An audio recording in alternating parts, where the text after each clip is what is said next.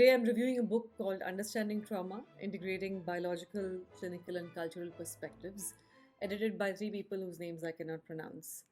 The word trauma is used very flippantly these days, and the risk that this poses is we may fail as novice psychologists to be able to distinguish between serious trauma on the one hand and organic emotional upheavals after events on the other. For psychotherapeutic treatment frameworks, cultural frameworks are most often ignored.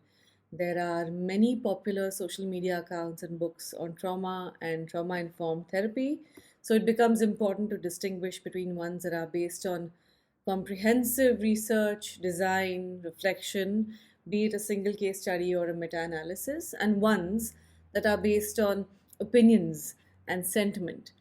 This book is for those researchers, clinicians, and mental health workers who wish to understand trauma from the perspectives of neuroscience, clinical science, and cultural anthropology. To be quite honest, I think all psychologists should read this book to help with thorough formulations. A couple of months ago, I reviewed a popular book called The Body Keeps the Score, and for those of you looking for lighter or more self help reading, I'd recommend that book. The book that I'm reviewing is one that librarians should stock in colleges that offer social sciences or medicine. It starts with neurobiological and ethological perspectives on fear and anxiety. It's important to know this chapter simply because while psychoeducating clients, we simplify models of fear response, vigilance, freezing, fight or flight.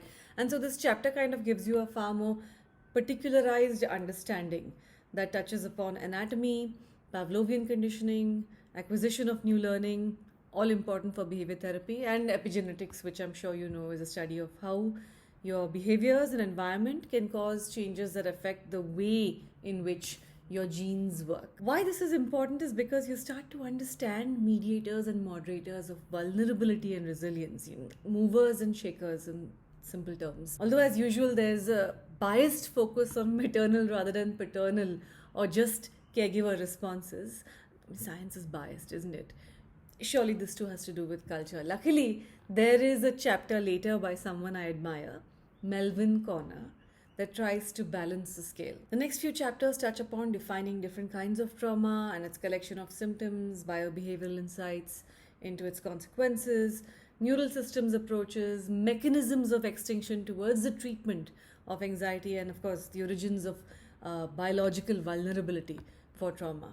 It talks about what stress does to the brain and what traumatic stress does to the body. The part that's most fun for me is the one with clinical perspectives on trauma because to be a good therapist, I need to understand the history and logic that went behind cognitive behavior treatments. And to simplify, I know we tend to take a lot from philosophy. So, how does one come up with a treatment for a problem?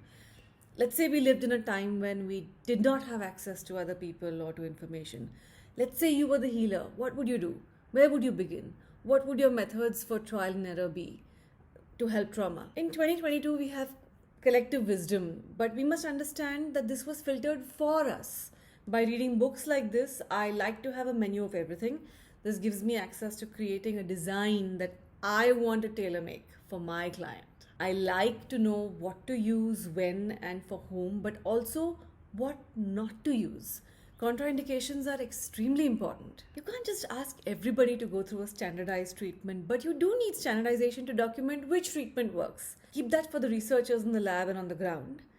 As a therapist, however, I need all the information that I can get on a topic like trauma. So this book gave me many perspectives of traumatized refugees, the impact of childhood trauma, trajectories of post-traumatic stress disorder or PTSD, religion and spirituality after trauma, which was a very interesting take for me as I'm on the atheist agnostic spectrum. More interested in practices and their effects than in cults or in groups and out groups. There was also a perspective on clinical suffering as a source of transformation, which I found very interesting. The final section dealt with cultural perspectives on trauma. Naturally, we get to read about the evolutionary perspective.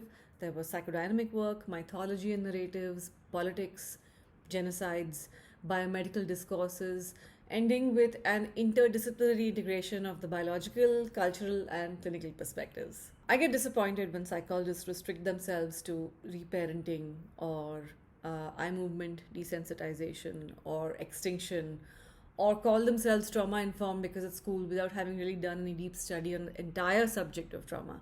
It's very easy to be pro or anti something, but I think we're grown up enough to understand that nuances are important, flexibility is important, tailor making approaches is important, and there will always be parts that we do not know yet. We have to stay alert, keep our eyes and ears open to become aware of that client sitting in front of us. Listen to that client and be able to integrate the ingredients and recipes at our fingertips and help come up with creative solutions as a result of this scaffolding. If you're fixed with a method, you've restricted yourself. So I recommend this book to actually become trauma informed. I have received feedback that some of these books are incredibly expensive. So let me know via email or in the comments below if some of you would like me to start teaching subjects chapter by chapter, since not all of us have access to really good textbooks. I also have a newsletter that's absolutely free and offers you self-help resources that have been verified by me. If you wish to subscribe to it, that link is below as well.